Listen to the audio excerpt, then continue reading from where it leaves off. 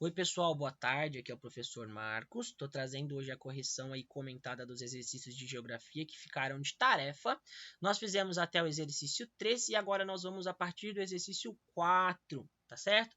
4. Cite quais são os benefícios da agrofloresta. Bom, pessoal, nós temos vários que nós comentamos em sala, tá? Vocês devem colocar aquele que vocês lembrarem, aqueles que vocês lembrarem e pesquisarem na apostila, tá? Não precisa estar perfeitamente qual o modelo de resposta aqui, mas devem conter elementos fundamentais, tá? Que sejam benefícios da agrofloresta. Então ele vai citar aqui alguns, ó, diversidade e equilíbrio climático, qualidade, produtividade e proteção do solo, maior variedade de produtos e menos gasto com agrotóxicos e insumos agrícolas. Esses são alguns, tá? Que ele traz tendo como referência aí, né, o que a apostila mostra.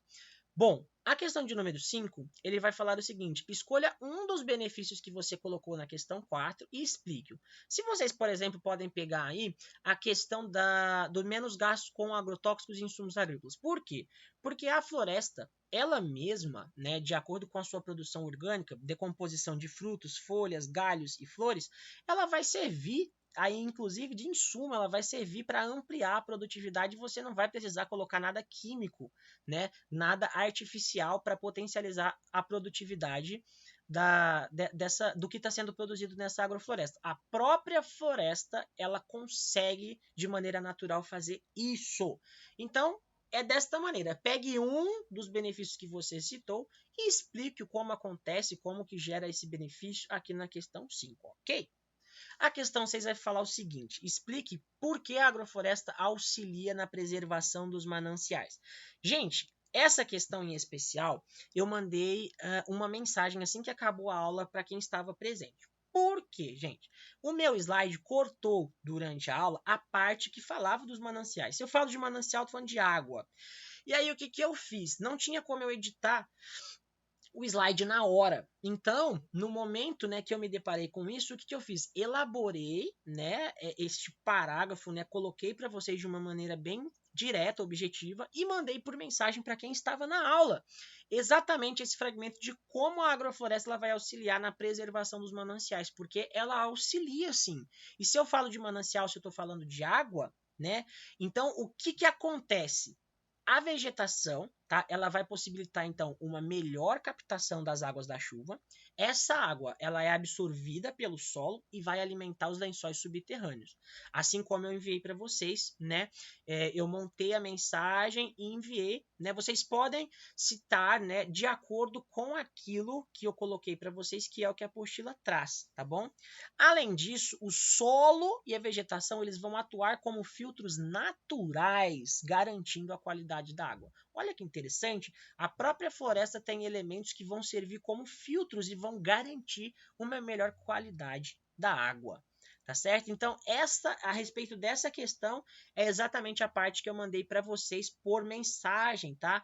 Mandei de uma maneira bem objetiva, vocês podem colocar daquela maneira, ou podem formular com as palavras de vocês, de acordo com o que vocês entenderam, tá? Na apostila também tem esta parte que cortou o meu slide, que ela está exatamente aqui. Eu vou voltar para mostrar para vocês, caso vocês queiram consultar, exatamente este fragmento, este parágrafo aqui, ó. Tá certo? Então, está na página 191 e o meu slide cortou.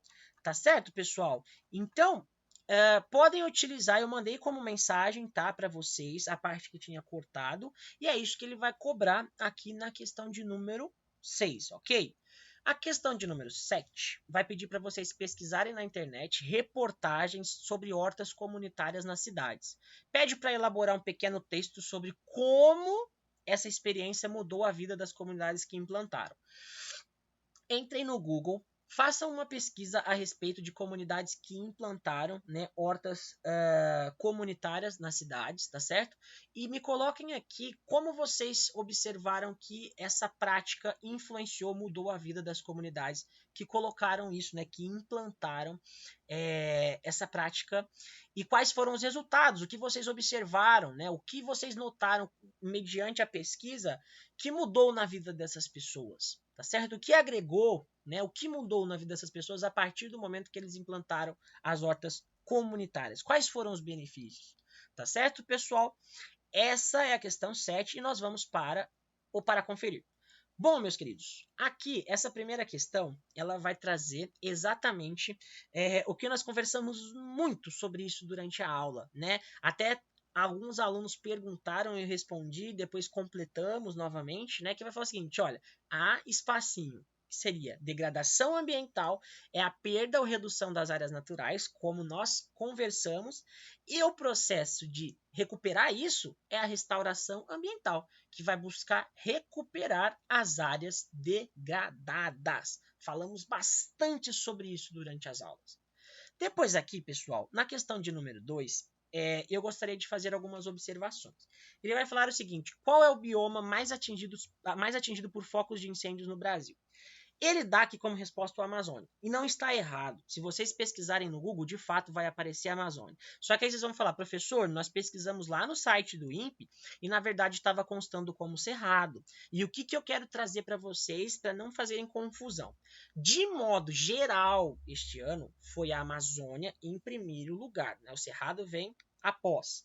Por quê? Porque se nós mudarmos os meses aqui no nosso site, no site que nós consultamos aqui do INPE, vocês vão ver, nós usamos outubro como referência, que era o mais atual na hora que nós fizemos a pesquisa. Né? O da Ana Júlia que tinha liberado o novembro, o meu ainda não tinha carregado o mês de novembro.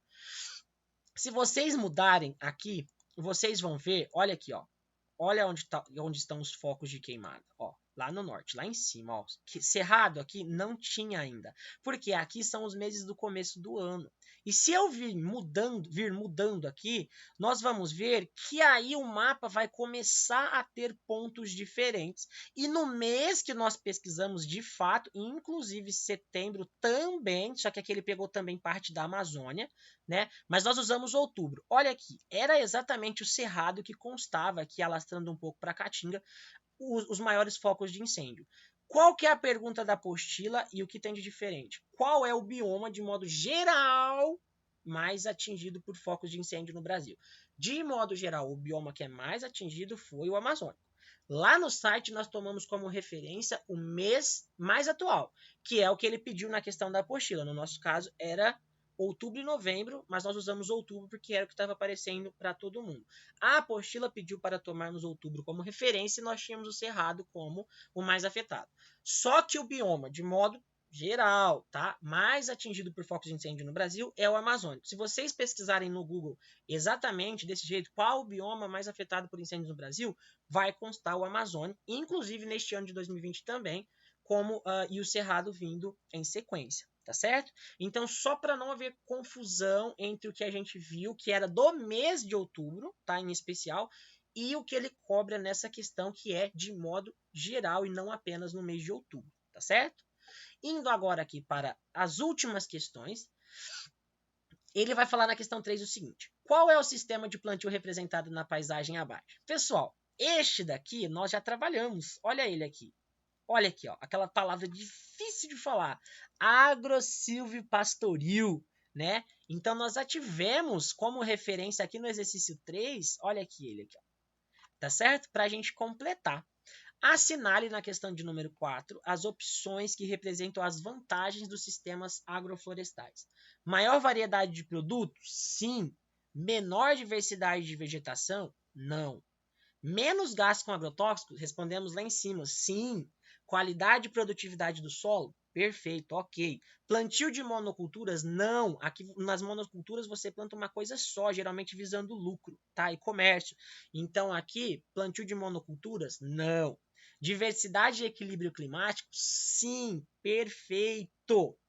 E aí, por último, nós temos pedindo para a gente aqui qual é a região que apresenta maior número de propriedades com manejo florestal.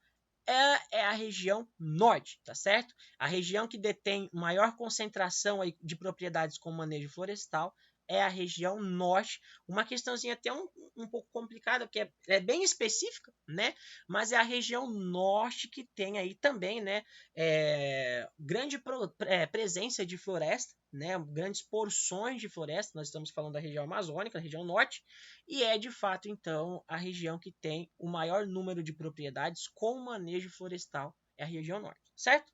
E assim nós finalizamos a nossa correção. Qualquer dúvida, pessoal, entre em contato comigo, o tio Marcos está à disposição e eu aguardo vocês. Um grande abraço, fiquem com Deus!